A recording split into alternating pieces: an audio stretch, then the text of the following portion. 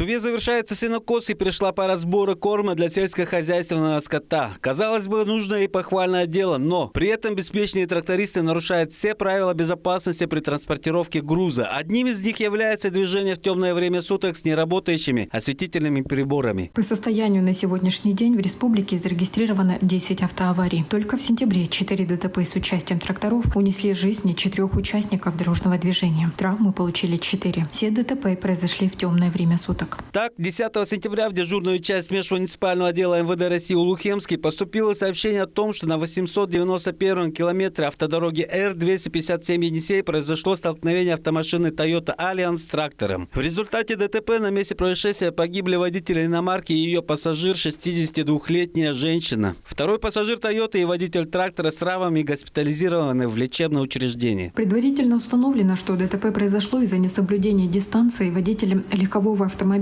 и нарушений ПДД трактористом, который проигнорировал техническую неисправность транспортного средства. А именно, мужчина двигался в темное время суток с неработающими внешними световыми приборами, что и явилось основной причиной ДТП. За рулем трактора с техническими неисправностями находился судимый в 2020 году за повторное нетрезвое вождение и лишенный права управления транспортными средствами на 28 месяцев 36-летний мужчина. Следующая авария произошла в Тандынском Кожуне. Мужчина, управляя трактором в темное время суток, не справившись с управлением транспортным средством, допустил его опрокидывание. Погибло 2 человека. На момент происшествия в тракторе находились 2 жителя села Элегес 39 и 55 лет, которые визуально пребывали в состоянии алкогольного опьянения. Как и в предыдущем дорожно-транспортном происшествии, сотрудники госавтоинспекции отмечают неисправность световых приборов, значительно влияющие на опасность движения в ночное время.